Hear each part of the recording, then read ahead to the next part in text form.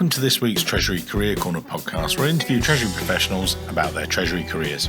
Each and every week, I talk to them about how they've built their careers, where they are now, where they see both themselves and the Treasury profession going to next. Let's get on with the show.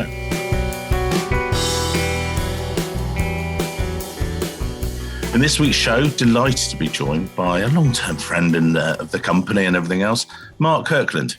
Mark is currently the treasurer at Constellium, based over in Zurich in Switzerland. And actually, he's the first doctor we've had on the show, but we can explain about that. He's incredibly bright, amazing man, and I'm looking forward to today's episode. He's going to throw some good opinions your way as well, so be a great listen for anyone today. As always, Mark, enough of me chatting. Let's get on to you and how you discovered the wonderful world of finance, and then treasury. So back to you, sir. Well, it's been quite a journey. So I studied mathematics at university, and that was more because I was good at it at school than any desire to do anything in mathematics, which is a little disappointing to all my maths lecturers that may be listening. I then decided at the ripe old age of 21 that I was far too young to start working, and I really fancied having the title of doctor. So I stayed on another 3 years at university to do a PhD. During my PhD, I kind of realized that I probably wasn't smart enough to be a university lecturer and do research and things, but I probably was smart enough to go into finance. And being somebody who's rather focused on money, I thought working for an investment bank would be ideal. So I wrote to 20 investment banks and told them that I was very interested in swaps and making markets, although I really wasn't sure what either meant. Interviewed with maybe 10, got job offers from 3, and ended up in Merrill Lynch. And actually, that was a great team that I worked in at the very beginning. I was hired actually because one of the guys who hired me was also a doctor and had known my professor and said anybody that can survive him for 3 years probably should work in Merrill Lynch. So it was quite a funny start. After 3 years of working in London, I was a quant. So I was building the models that were used to price non-dollar swap derivatives. So swaps, options, caps, floors, swaptions, all this stuff. I was the quant behind it. So I was writing the computer code for that and saying how they should be hedged. I then kind of realized that actually, I didn't like living in London. Most of you will be surprised at that, but London was a little bit English at the time and I had the wrong accent. So I had the opportunity to move to Germany and seize that opportunity just before Britain moved out of the European exchange rate mechanism. So actually, in hindsight, I did very well.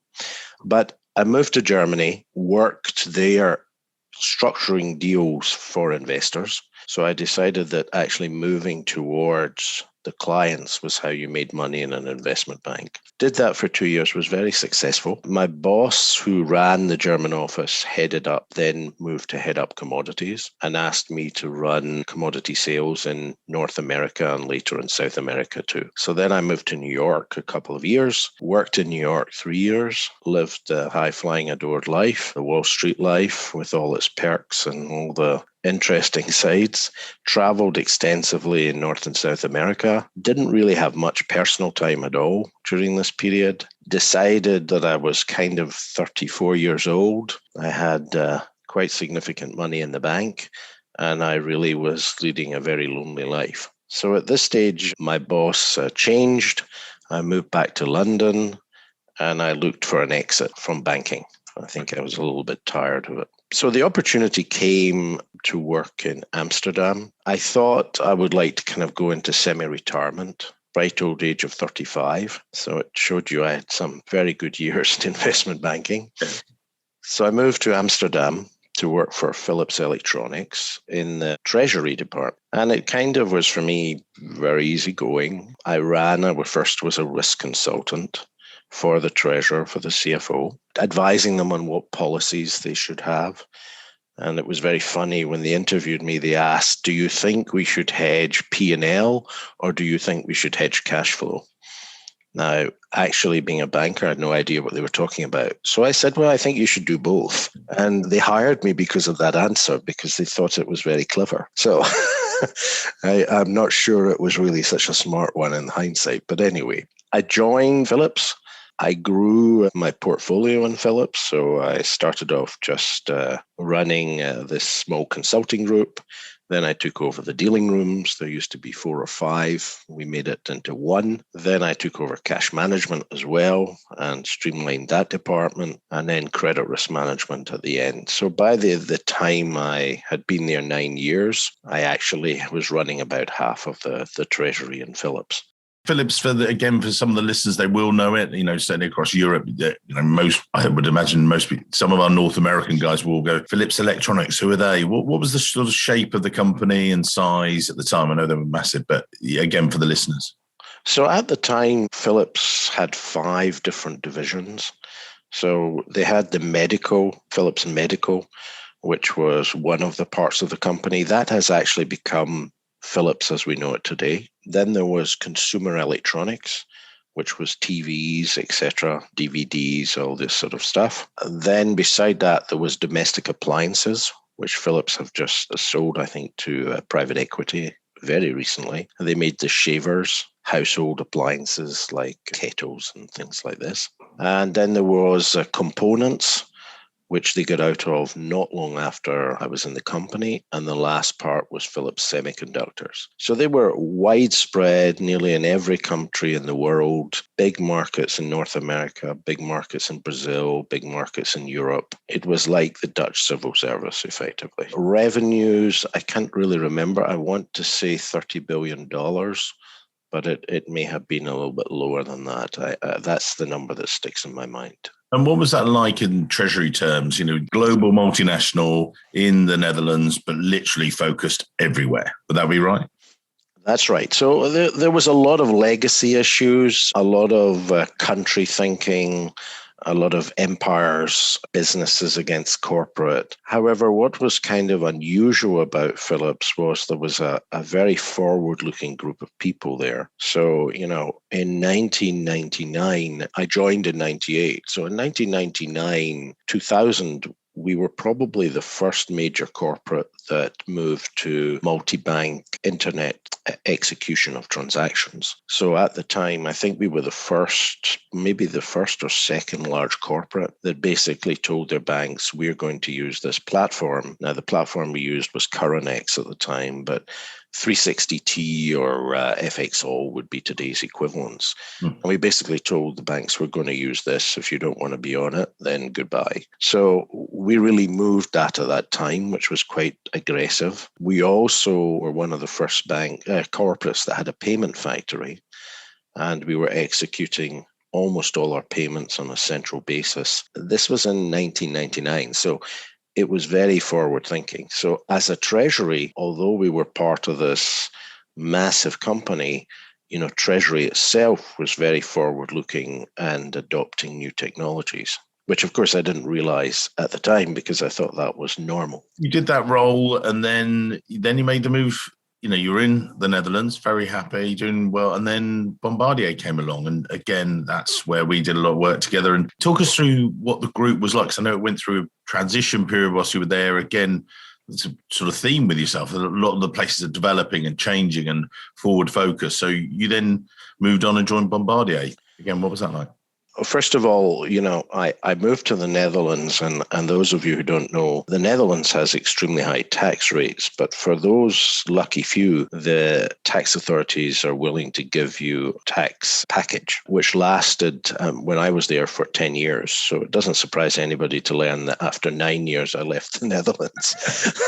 So Wow, I wonder why. I moved to Switzerland, which actually I've always wanted to live in since I was a child. My mother comes from the German-Swiss borders, and I have lots of relatives in Switzerland. So moving to Switzerland was always a kind of dream for me. So at Eurofinance conference, actually in Vienna, I happened to sit beside somebody from Bombardier, and they asked me, do you know anybody that's looking for a job that would move to Switzerland? And I nearly fell off my chair because it was exactly what I was looking for. You handed them your CV, quick, yes, here you go. Exactly. So it moved very quickly. Bombardier was made up of 2 main businesses, so aerospace and transportation being trains. The transportation unit was headed in Berlin, where I happened to have an apartment. So it was all very convenient for me. And the treasury of the transportation part of the business was in Zurich. So the idea was that Bombardier were going to go into a joint venture with another partner for their transportation business. And I was hired to be the standalone treasurer of that and work through the separation of the company. That actually never happened. And so I ended up being the treasurer of a business unit rather than the group treasurer. And of course, that means that you have very limited interaction with banks. Most of your interaction is with your businesses. So it's on cash flow forecasting, it's on risk management, etc. So the corporate finance part effectively is missing at that stage. So I enjoyed that. The company was going through a lot of change. The profitability, of course, was affected because of huge investments in the aerospace section. They, of course, built the C-Series, which is the Airbus 220, which is a very nice aircraft, but cost Bombardier dearly. And so, the work at Bombardier was really shaping a treasury, which used to be a back office. So a lot of change of staff. And I know you've met Susanna in the past, who worked for me in Bombardier. But we also had some very good people who really changed the way of thinking of the treasury and drove it forward. You stayed in Switzerland and then you made a couple of moves because you were there, keen to sort of review some of these and also look at your views on treasury, because I think they're brilliant and everything else. But then talk us through the next couple of moves and Constellium, who people might not know, and things like that. So I actually decided to part ways with Bombardier, and that was probably around February of the year. And then in April, I think I was approached by another company, Kofra, if I could do a short consultancy work with them. And the consultancy work was to look at really their hedging policies or their policies and help them with the treasury policies, and also look at the organization of treasury. So that was very interesting. It was interesting being a consultant because, as those of you who know me know that I can be pretty aggressive and pretty passionate about my viewpoints. Well, you would have some views that people should listen to, Mr. Kirkland. You're surprising me. Well, I can be passionate, but as a consultant, it was quite nice that you didn't really have to be. They paid you anyway. Yeah. If they didn't like what you said, then okay, they can go their own way. So that was interesting for me, just to be in that role and see actually that sometimes it's more powerful to be a little bit disjointed from the subject and be passionate about it. Sometimes if you're passionate about it, people put up their barriers. But if you're less passionate about it, they start accepting what you're saying. So around the time I was approached by Apollo, so Apollo's a private equity company, if I would take over the role of a company as treasurer of a company called Constellium. Constellium, like many of you, is a company I'd never heard of. It was part of the downstream business of Alcan, and Alcan was bought over by Rio Tinto. And then Rio Tinto decided they didn't want this downstream business. Now, the role of Constellium is to take aluminium, roll it or heat it and extrude it, and then sell the large rolls of aluminium, which look like enormous rolls of toilet paper, or shapes, which can be used in different industries. So we're not mining bauxite. We're not making alumina. We're not smelting to aluminum. We're buying either aluminum in slabs or in billets, or we're actually buying scrap aluminum, and then we're converting that aluminum to other shapes. And the end users are aerospace, so we actually provide the metal, which makes a lot of aircraft. So aerospace, automotive, more and more cars are moving to aluminium for lightweighting. If you buy an electric car, probably it's almost all aluminum because that's how you get the range. Also the train business, and of course packaging, Coca-Cola can, Pepsi cans, beer cans, etc. We're probably producing the metal. So, in your daily work day, you're probably touching our metal somehow. which is interesting for a company nobody's heard of. No, it's amazing. And it's not dissimilar to people like, say, Johnson Controls, a big client of ours that, again, people just don't realize that every bit of safety equipment in your car is probably, they're more a spin-off company. Yeah. And you're exactly the same. And I know this from talking to you as well. But we also talked just before the show, and I literally said, you've ticked virtually all the boxes. As a treasurer, you've got this incredible career and things, because you then went, some people say to me, I want to go through an IPO, I want to do this. The only thing, as you say, and touch wood, we're doing fine. We don't want to do Chapter 11. That's the only thing we want to avoid. That's fine. You're doing very well. So there's no comment on that. But joking aside, you've literally done everything. So talk us through that, because you then, you've implemented the systems. Or what's your ethos as a treasurer when you were there? Is it this constant desire to improve, or what's it for you? So look, I think, when I arrived in Constellium, it was still owned by private equity, which is a very different type of job than when it's a public company. Apollo were extremely professional, wanted to be very close to Treasury because they understood that's where the understanding of money was, wanted to be involved in many decisions. They weren't quite sure how to hedge, so we had a lot of discussions on hedging, which sounds strange, but in the converting aluminium business, as in many metals businesses, when you hedge, you don't hedge to fix prices, you hedge to make the prices floating. So it's a little bit counterintuitive how it works, but we learned over time. And I was able, in a very short space of time, to write the Treasury policy. Of course, having spent a summer with another company doing that for consultancy, it was rather easy to pull some of my notes to actually launch the Treasury policy of this new company. That was in December. So I joined in October. In December, we did the Treasury policy. We did a refinancing in March. And in May, we did an IPO. So it was Treasury on speed, and that process was very, very interesting. Of course, post the IPO, as Apollo exited the company, we decided to start refinancing, and so we did a bond deal, which was the first unsecured bond I've done in high yield. So that was very interesting. Shortly after that, we decided that now we were a teenager, we were going to buy something else. And so we bought another company in the States called Wise Metals. That was a process that nearly drove us to bankruptcy. We paid too much for the company, I think is fair to say. In hindsight, the results didn't come from the company that we expected. And so our leverage went through the roof. We had to revert to secured debt. We had to do all types of factoring facilities, which allowed us to have the liquidity to keep going. As I say, you were filling in everything.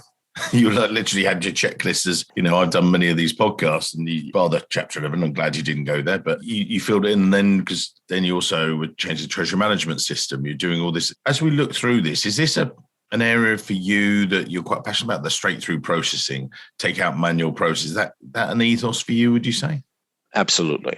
For me, the future of Treasury is not to spend time making reports or producing reports. The future of Treasury is to discuss the reports. I have a degree in mathematics and a PhD in mathematics, and I'm hopeless at arithmetic. So I kind of feel the same about risk management. Putting together a spreadsheet for me is ugly. I like to look at the results and see trends, and that's what you're going to drive. Going forward, and here Constellium as a company is probably, not nearly as advanced as Philips was in 1999. So we've got a lot of catching up to do.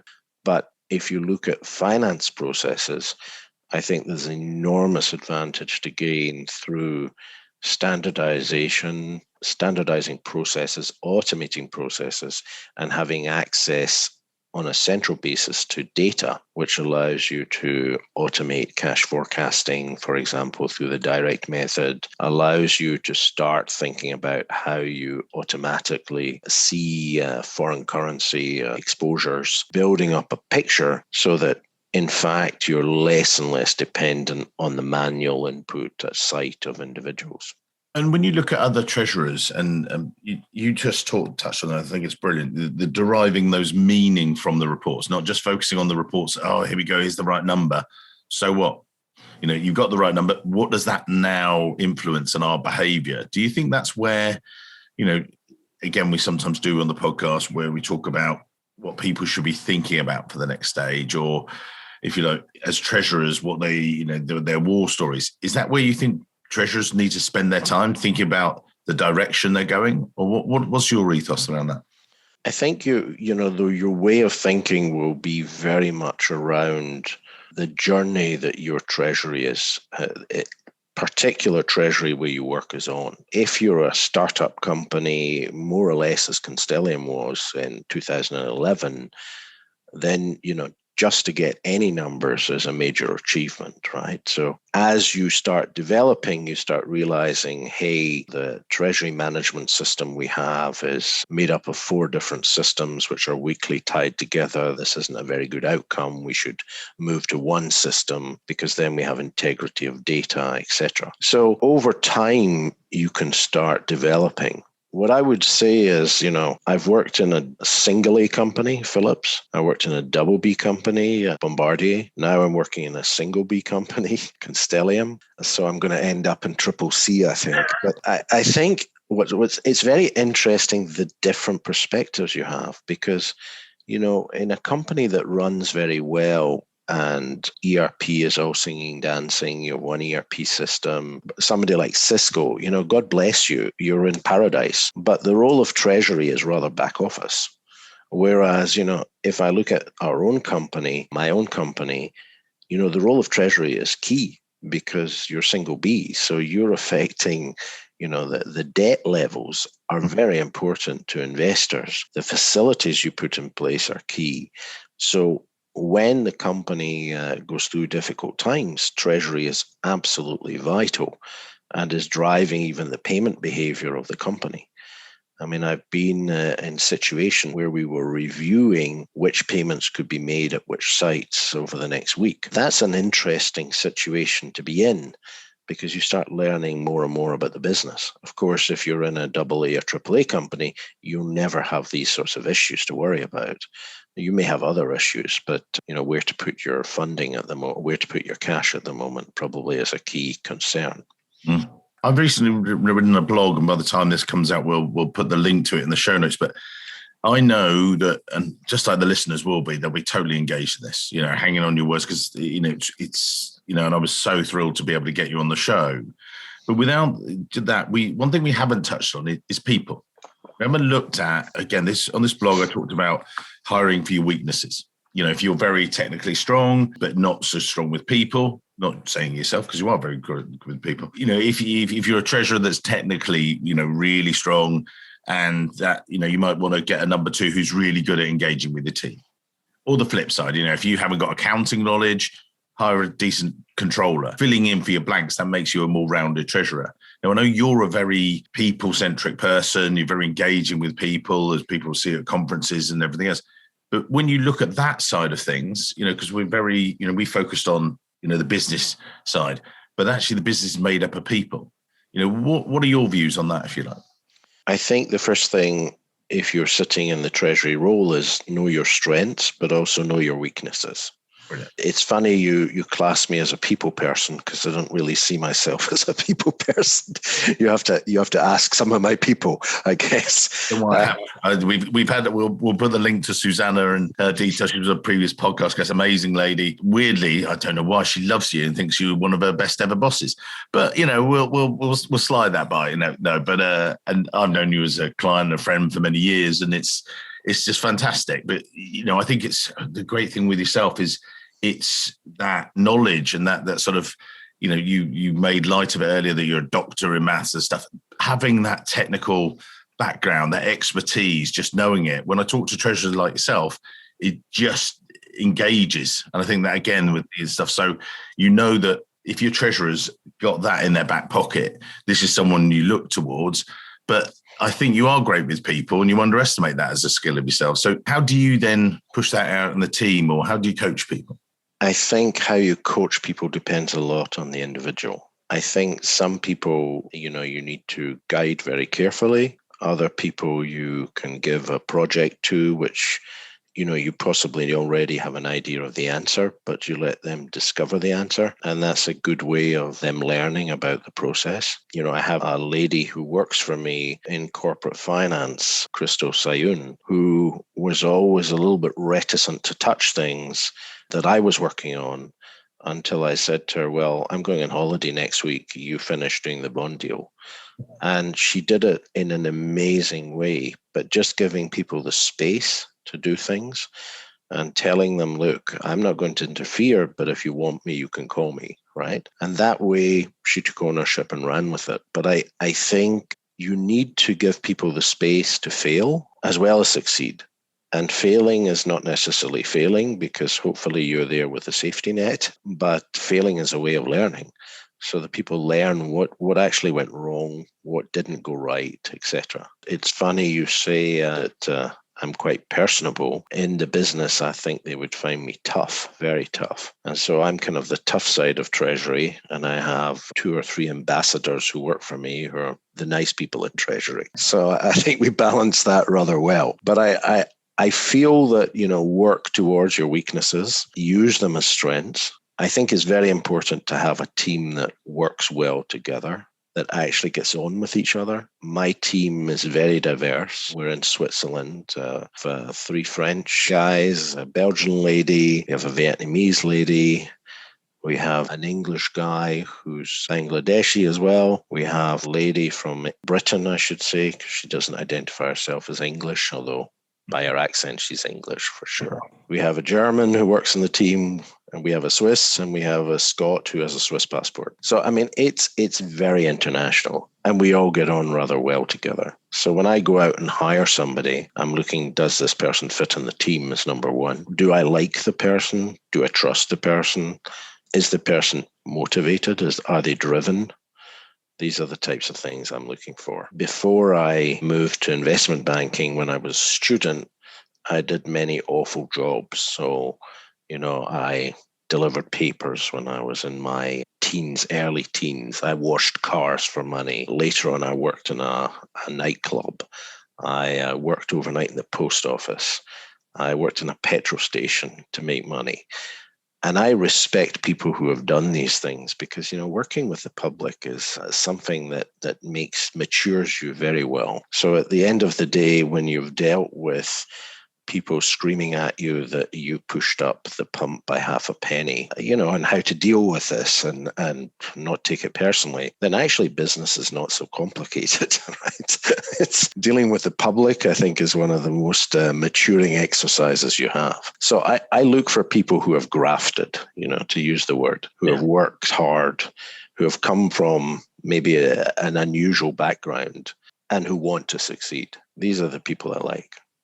When you're doing that, you say that obviously you're identifying, and I was taking some notes here about their technical skills, but how do you then, you're saying you hire for that team fit. How do you assess that? Are you looking for compared to the other blended teams? Because you've got all these different, this melting pot, as you talked about, but sure. Do you think, right, we need one like that, or we need an introvert, an extrovert? I don't think I go out of my way to define the character. What I would insist on is when I look at potential candidates, that there's always a diverse group of people in the list. So you're not just hiring, white males from, Switzerland. So, and that way, you end up automatically with a diverse group of people while not putting, quotas on different, we must have another lady, or we must have somebody who's not European, or it comes automatically. So for me, the main thing is to get consensus that this is the right person, not just have the boss and me interview the people, but also have some of their future peers interview and say, okay, do you think this person you can work with or not? Because of course, some people are very good at interview technique. When they meet their future peers, they don't get on. So it's important that people feel part of the team day one. And also, if you're involved with the interview process and you've agreed to that individual, it's hard to then reject them later. So you want that person to succeed. So by being part of the process, you're automatically supporting the person when they start their job. So that's important for me, to build that strength in the team. Now, you can probably help one of my other listeners, if you would, with a little bit of advice. And this is an interesting one, I think. Ricardo, who is establishing a new startup treasury. He's going back through and bless him, he reached out to me recently and said, Mike, I'm going back through your podcast. I'm loving it. Great. The listener numbers. Keep going. I said, listen to all of them. But he said he was actually going back through and I think there's definitely something in there, and a couple of people talk about you should write a book about all your guests and some of the things. And what I wanted to go to was you've been in a number of established companies, but in sort of startup situations, but you've got a breadth of size and company diversity. Do you go in and have your standard checklist of, right, where's your cash? What's your financial risk management policy? You've talked about the policies there, and it's not just, here you go, here's the policy, put it on the shelf. You're talking about active stuff. What's your sort of checklist, if you like, when you go into these new roles and you've walked in as a new treasurer? Is it right? Look at what the previous guy did. Where can we improve it? Or how do you approach it? So I think, broadly, Treasury is responsible for three main things. So the first is it's responsible for liquidity and making sure there's enough liquidity in the company for the business to run. So that would be my first view of what is the liquidity? How is the company being financed?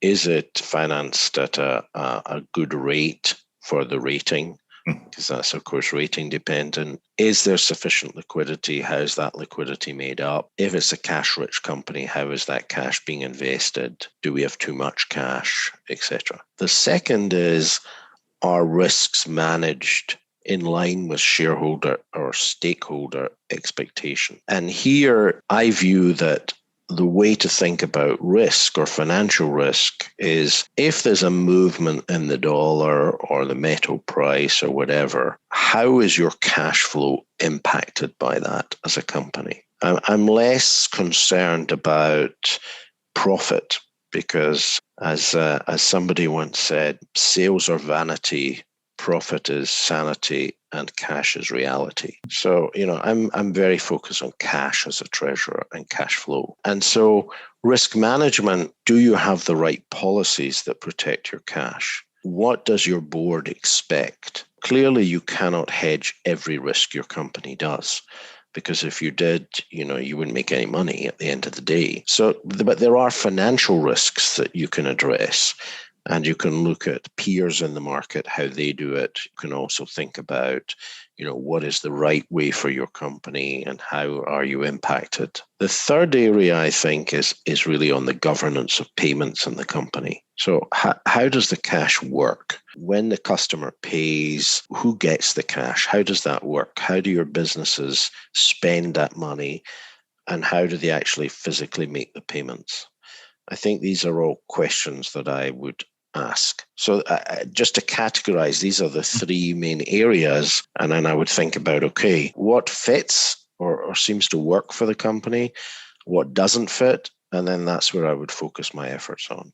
He's going to love this checklist. I'm going to give him a preview of this because I think it'll save him listening to lots of the other podcasts. But I want him to keep going. Carry on, Ricardo. We love you. So, right, as we approach the end of today's episode, sir, we could literally keep talking treasury all day, but unfortunately you do have a day job to do. So we're going to have to release you soon. Can we just, looking back at the advice, now we get listeners that are at the beginning part of their career. So, wanting to get your job at a later stage sort of thing, or the guys that are running teams and stuff in the mid-level, or, they're other treasurers. So they're seeking advice. And, when I've listened to a lot of the, spoken to a lot of the listeners, they've said, we love it for the war stories. We love it. And, I think we've got some great ones in there, certainly earlier in the show.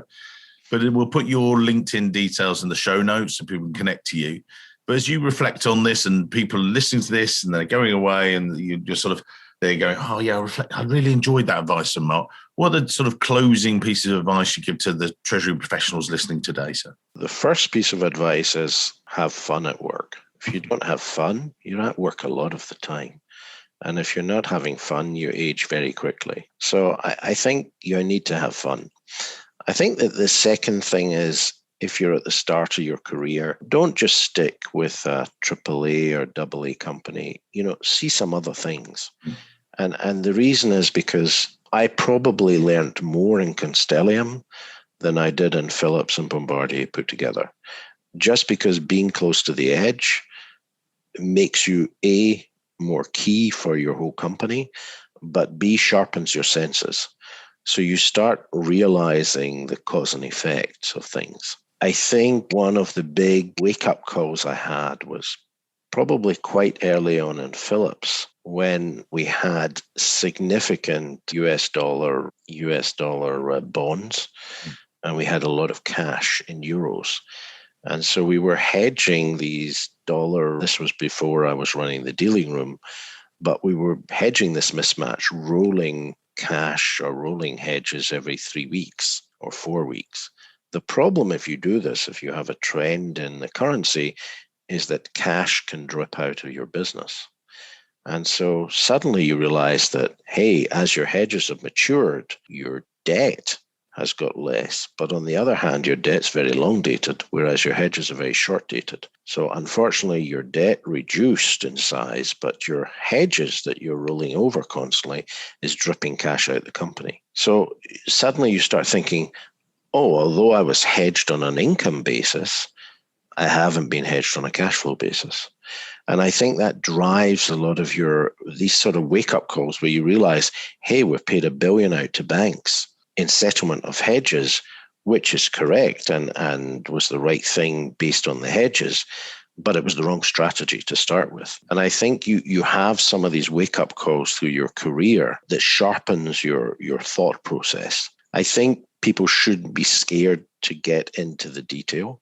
Mm-hmm. Not necessarily, the numbers, but think about, for example, in many companies, people struggle with the direct method of cash forecasting. But, there's something in EHS where you ask 5 whys. You say, why do people struggle with forecasting? And maybe the answer is because they can't forecast their payments. Well, why can't you forecast your payments? What is wrong with that process? Is it because your procurement department is not communicating? Is it because they're doing everything on a rush basis? Why are they doing this? And by asking 5 whys, you build up a picture of what is wrong, perhaps with a process at your site, which is driving a bad treasury process. So for me, this is really interesting where you start challenging the bigger finance organization, because in many companies, finance will be 90% bean counting and 10% treasury or M&A or strategy. So at the end of the day, you have not many people who are forward thinking or who are willing to challenge processes. So it's very powerful to be able to understand that the net effect of a bad process at site, whether that's in procurement or another case I've seen with invoicing, where a huge portion of the invoices were wrong. What does that mean? That the clients don't pay in time. Why don't they pay in time? Because they dispute the invoice. So again, your cash forecasts are all wrong. So this can drive a real improvement of your business by just identifying these, which may not be clear to most of the finance people, even though they're deep in it every day. You may be able to identify issues. And I think that's very exciting. I like that. Amazing. So in summary, because I've been scribbling notes here, I'm going to go back to the startup checklist. So liquidity and running the business, make sure you're in there. Do number 2, the risk management, predicting that and looking, addressing the financial issues going forward, the governance of cash. So that's the practical ones. And then on a personal basis, have fun at work, which is all fantastic. Sure, see what other treasuries, sharpen your skills, go out there. Don't be scared of deep diving into the detail and asking your 5 whys, and be a forward thinker.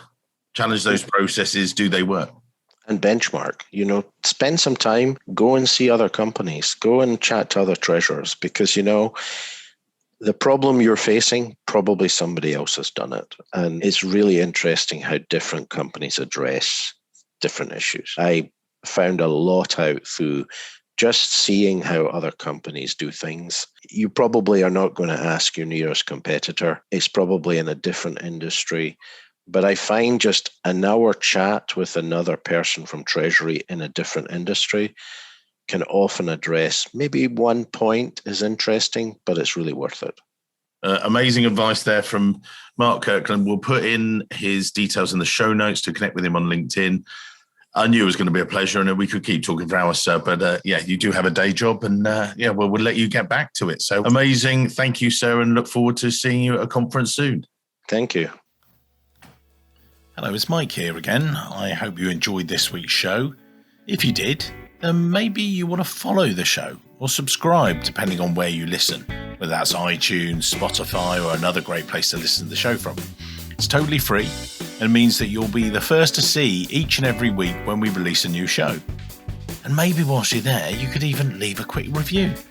Reviews and ratings are among the most important metrics for a podcast to effectively rank. And as you can probably appreciate, the podcast is a lot of hard work to produce every week. It'd be amazing. Just take, say, 20 seconds, leave a quick review of my amazing guests and their great career stories. We'd really appreciate it. Thanks very much, and I can't wait to see you soon.